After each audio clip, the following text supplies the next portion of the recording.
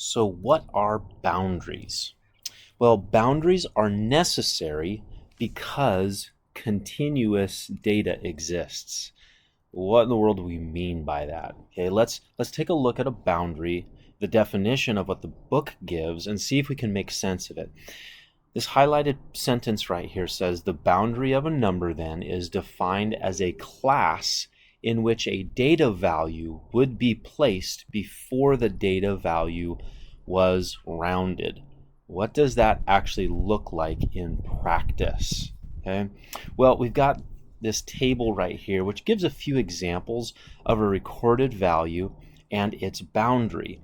Now we've got this other really interesting statement right here that says the boundaries of a continuous variable are given in one additional decimal place and always end with a 5. So my hope is that you can see what that looks like in practice, but then understand why it's necessary. So let's see if we can answer those two questions. Okay. Now, what is a continuous piece of data? What we're implying there is this, is that whatever we're measuring does not take distinct measurements. Here's what we mean by that. If I were to say it's 76 degrees outside, does that mean that it's exactly 76 degrees outside? Well, no. We know that that temperature can take on an infinite decimal in regards to the actual temperature that it is. More than likely, it's 75.874623 degrees outside. But what are we going to do? We're going to round that up to 76 because that's how we operate with temperature. We like to operate in whole numbers for just generic and average conversation. We don't talk in decimals. We just talk in whole numbers. Okay. However, we have to be able to identify how are we going to handle decimals if we know that we're going to be rounding. Well, take a look at what I want to do is I want to take a look at this example right here in the table, the temperature example, but I want to put it in the context of a thermometer. So let's take a look at that really quick. Here's a thermometer, and we all know the old thermometers, the red.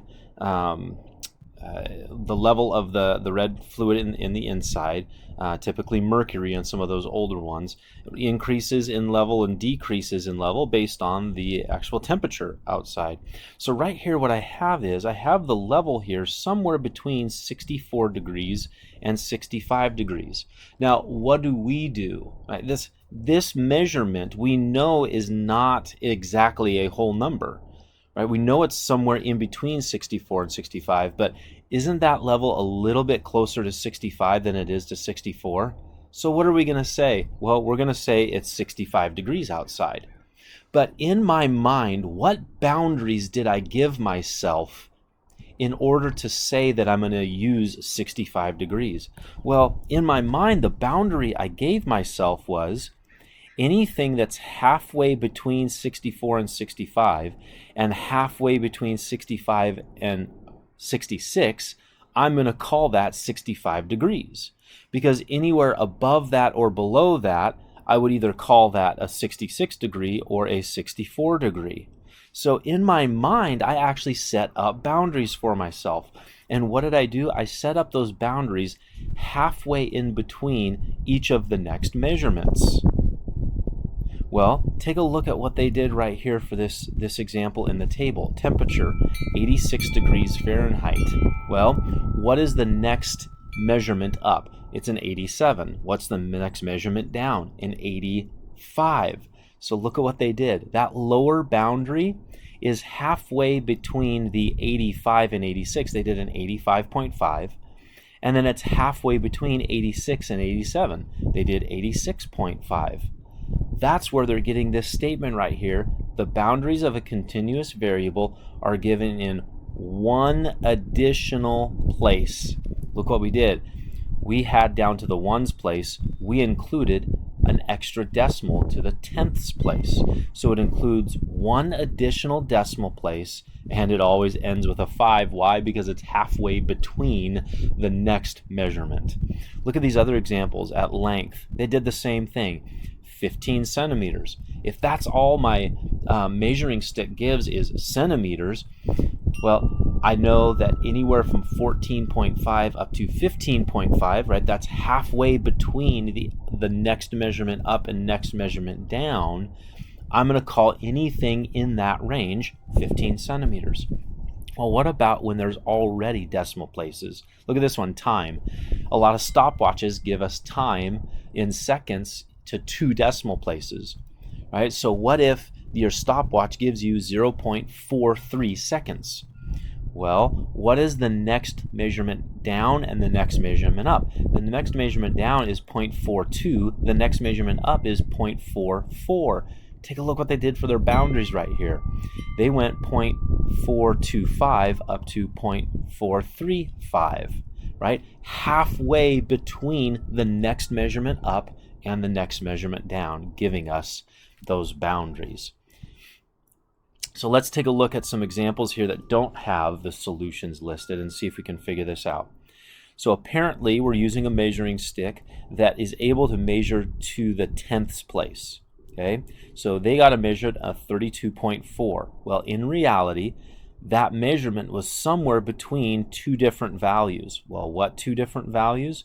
Well, the next measurement down is 32.3. So I'm actually going to do a 32.35 because that's halfway between 32.3 and 32.4. Well, what's the next measurement up? It's a 32.5. Well, I'm going to do then 32.45 because 32.45 is halfway in between 32.4 and 32.5. So again, extending it, this is a critical statement right here. 1 additional decimal place, and the digit always ends in a 5 because it's halfway between. One more example here. Let's do this Fahrenheit temperature, so 86. I know my next measurement down is an 85, so I'm going to say my lower boundary is an 85.5. That's halfway between 85 and 86. Well, what's halfway between 86 and the next measurement up of 87?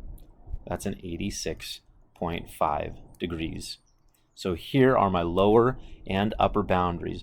Any measurement between those 2 boundaries is just going to get recorded as an 86.